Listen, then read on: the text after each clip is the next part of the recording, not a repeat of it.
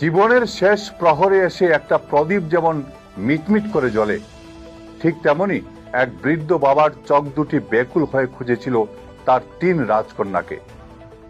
একটিবার, শুধু একটিবারের জন্য মেয়েদের মুখটা দেখে শান্তিতে চোখ বুঝতে চেয়েছিলেন শোনিপতের প্রাক্তন সফল ব্যবসায়ী শিবচরণ বাবু।